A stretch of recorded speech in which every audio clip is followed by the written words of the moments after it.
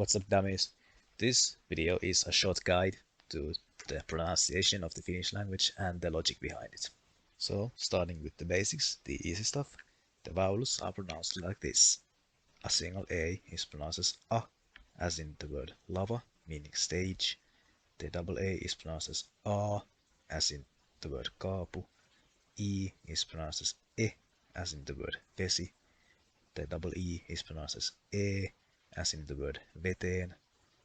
O is pronounced as O, as in the word kolo. The double O is pronounced as O, as in the word kolon. The U is pronounced as U, as in the word kusi. And the double U is pronounced as U, as in the word kuusi. And the Y is pronounced as a Y, as in yli. And the pair of them is pronounced as a Y, as in the word kyy. And the I is pronounced as a I, as in the word tili. And the pair of them is pronounced as a I, as in tiili. And the A with the dots on it is pronounced as A, as in the word tämä. And the pair of them is pronounced as Ä, as in ääni. And the O with the dots on it is pronounced as Ö, as in the word säilö. And the pair of them is pronounced as Ö, as in säilöön.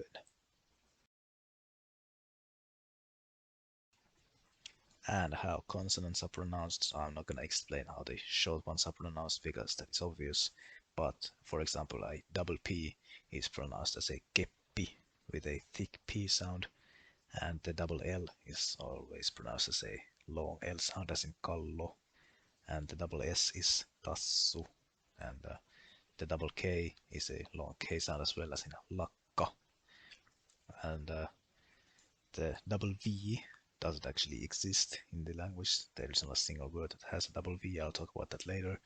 And the double T is pronounced as a katto with a long T sound.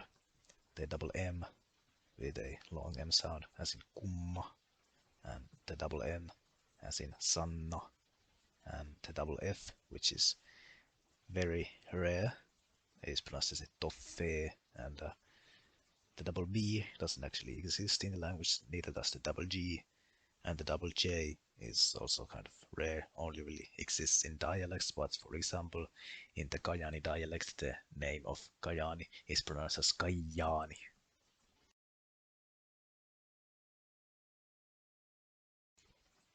So there is not a single written word that has a double V, but the double V sound does actually exist in the language proper.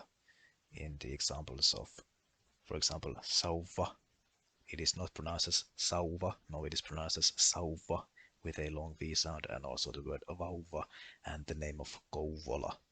So the rule here seems to be that if the V comes after a diphthong that ends with a U, then in those cases it is pronounced as a long V sound, but in other cases it's always pronounced as a short V sound.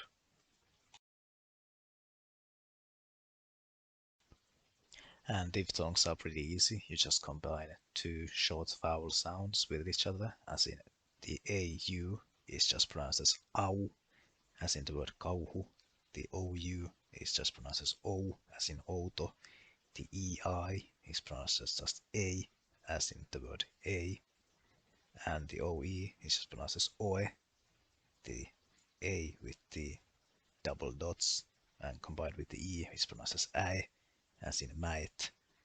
The AI is I, the Y, and the double dotted O is yö, and the double dotted A with the Y is äy, as in the word käytävä. And when two different consonants are paired up, it's also pretty basic stuff.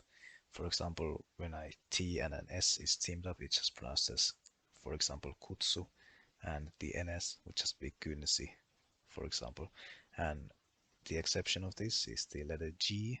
When G is paired up with an N, it becomes a soft G.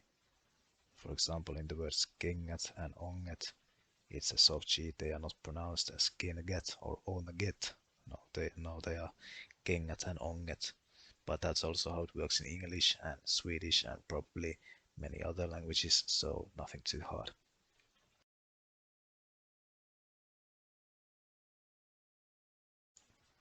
Words that begin with consonant sounds always begin with a short consonant sound unless the word before them is a certain word.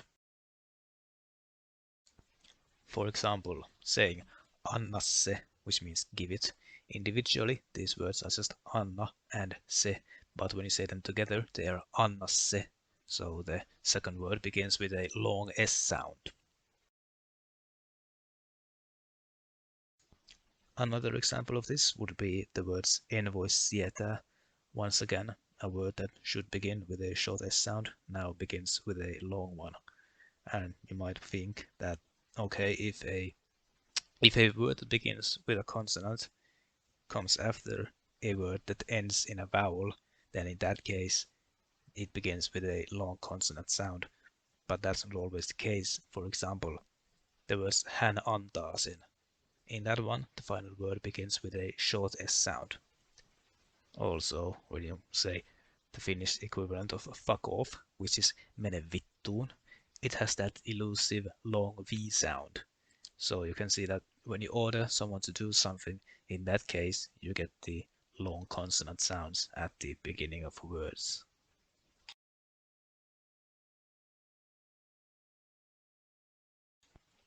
But when you order someone to do something and the word begins with a vowel sound, it does not begin with a long vowel sound, no.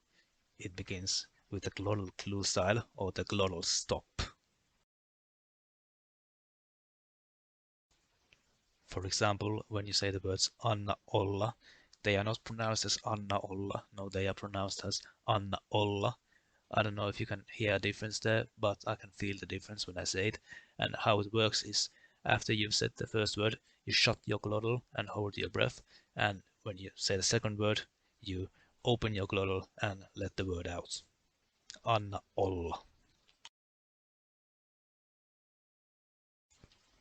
But the glottal stop is not only used when you order someone to do something, it can also be used when you state something. For example, when you say en voi antaa olla, meaning I can't let be, or ei voi olla, meaning cannot be.